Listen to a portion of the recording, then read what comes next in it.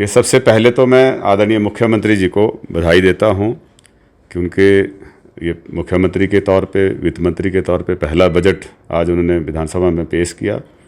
और प्रदेश की जनता को बधाई देता हूं कि ये बजट जहां विकासोन्मुखी है वहीं पे एक विकसित और हरित हिमाचल के लिए रोड मैप तैयार किया है। दूरदर्शिता इसमें झलकती है और बहुत अच्छे इनिशिएटिव लिए गए हैं जो out of the box ideas जो हैं इसमें इंक्लूडेड हैं। भारतीय जनता पार्टी ने वो घिसा पिटा जो है अपना रिएक्शन दिया है कि निराशाजनक का, इससे ज़्यादा उनके पास शब्द नहीं हैं।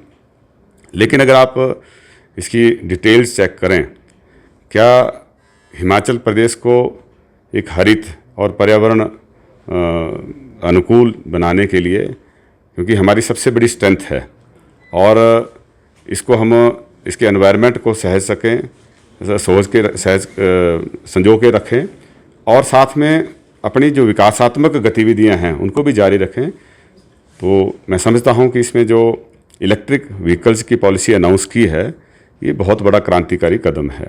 और यही नहीं बल्कि ग्रीन हिमाचल के कंसेप्ट को आगे बढ़ाते हुए सौर ऊर्जा पॉलिसी वहाँ पे इनिशिएटिव जो हैं वो भी उन्होंने अनाउंस किए हैं। जहाँ युवाओं को रोज़गार मिलेगा वहीं पे क्लीन एनर्जी भी हम यहाँ पे और ज़्यादा प्रोड्यूस करेंगे। पंप हाइड्रो की जो है इनिशिएटिव लिए हैं, ये बड़े हाइड्रोकार्बन एनर्जी को टैप करने की बात कही है।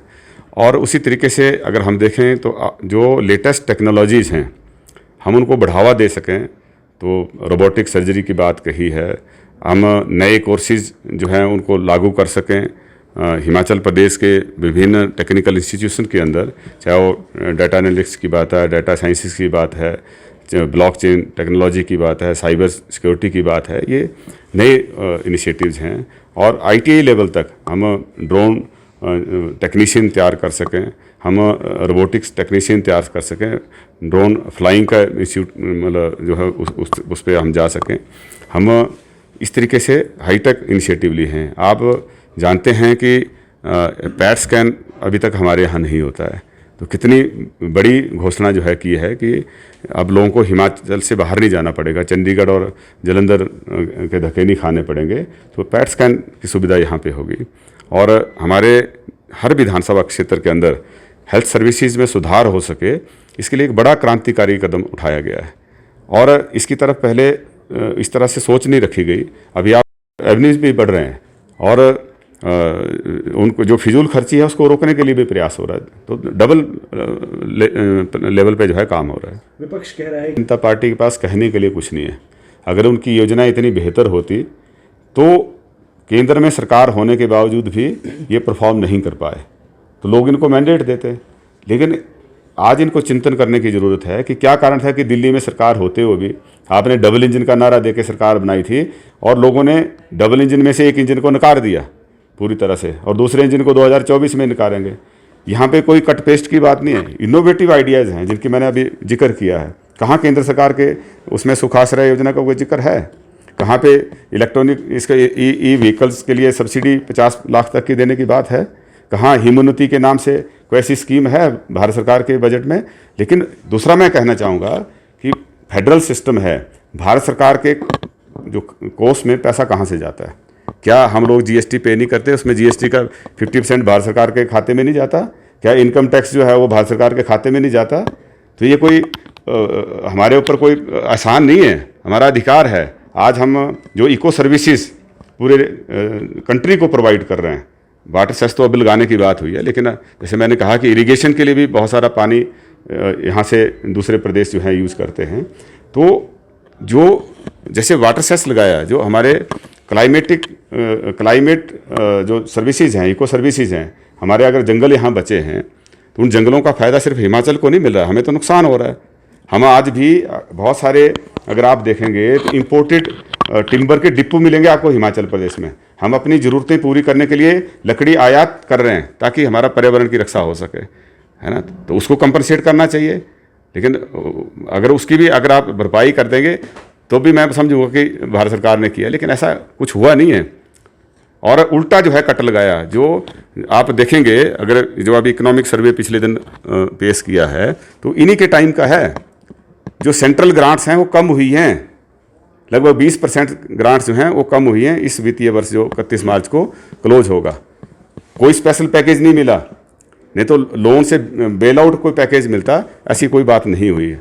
और यहाँ तक कि जो आदरणीय गडकरी जी ने 2017 के चुनाव से पहले 70 नेशनल हाईवे डिक्लेयर किए थे, उनमें से एक भी नेशनल हाईवे ऐसा नहीं है जिसके लिए इन्होंने डीपीआर मंजूर की हो और उसका पैसा जो है वो हमें मिला हो। तो ये अपनी सरकार, दिल्ली में बीजेपी की सरकार होने के बावजूद भी, यहाँ पे बीजेपी सरकार होने के बावजूद भी परफॉर्म नहीं कर पाए हैं। और आज जिसका नतीजा है कि लोगों ने सरकार बदली है और हालात बदले हैं। जैसा मुख्यमंत्री जी ने नारा, स्पेशलिस्ट हैं वो बहुत सारी जगह पे आइसोलेटेड लोकेशंस पे हैं और वहाँ पे वो अकेला आदमी जो है वो 24/7 ड्यूटी नहीं दे सकता है। तो अब ये सोच जो है वो इस बजट के सामने, बजट के माध्यम से जो है लोगों के सामने आई है, हर विधानसभा क्षेत्र के अंदर कि हम एक मॉडल हेल्थ इंस्टीट्यूशन डेवलप करेंगे जहाँ 5-6 जो हैं स्पेशलिस्ट जो हैं वहाँ पे सर्विसेज देंगे। विपक्ष कह रहा है 1500 रुपये देंगे, पहली घोषणा की है, उसमें 2-2.5 लाख के करीब महिलाओं को शामिल किया जाएगा। और उसी से आगे बढ़ते हुए जैसे हमारी विधवा बहनें हैं उनको मकान बनाने के लिए ये बहुत बड़ा एक अच्छा कदम जो है उठाया गया। जो अनाथ बच्चे हैं उनके लिए बहुत क्रांतिकारी सुखाश्रय योजना लाई गई है। तो ये out of the box thinking है। और मैं कहना चाहूँगा कि ये बजट जो है ये ड्रीमर्स एंड डूअर्स का बजट है, जिसमें सपने देखने की और हकीकत में उनको रियलाइज़ करने की बातें हैं। तो ये साधारण बजट नहीं है, एक हमारे सुनहरे भविष्य को लेकर बजट है। यूथ को अच्छी एजुकेशन मिल सके, उसमें 1% ब्याज दर पे जो है उनको एजुकेशन लोन मिलेगा, है ना। लड़कियां घर से नज़दीकी जो एजुकेशन इंस्टीट्यूशंस हैं वहाँ पे जा सकें, लेकिन उनको इलेक्ट्रिक स्कूटी खरीदने के लिए 25,000 रुपये की सब्सिडी देने की बात कही है। हमारा यूथ जो है वो, जो अनएम्प्लॉयड यूथ है वो टैक्सी ले सके, बस ले सके, इलेक्ट्रिक बसें ले सके, उसके ऊपर 50 लाख तक सब्सिडी है। तो ये इससे बढ़िया बजट क्या हो सकता है। और वहीं पे जो हमारी बड़ी परियोजनाएं हैं, 4 लेन का है, जहाँ डबल लेन प्रपोज किया था वहाँ 4 लेन में उसमें कन्वर्ट करने की बात कही है।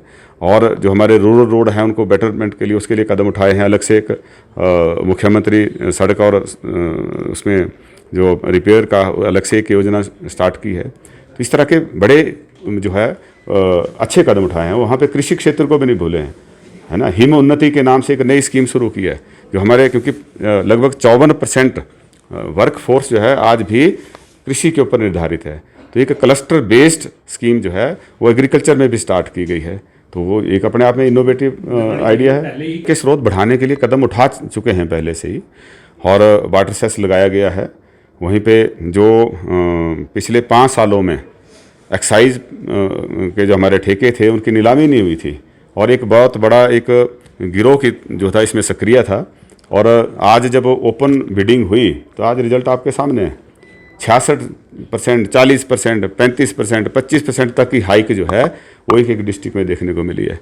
Himalayan Public Senior Secondary School, Nagrota, Bangwa, Kangra, Himachal Pradesh. Admissions open. Nursery, LKG, UKG to 12th. Science, Commerce and Arts. Contact us at 7018505775, 80917111062. Bhushan jewellers, अनमोल रिश्तों के लिए।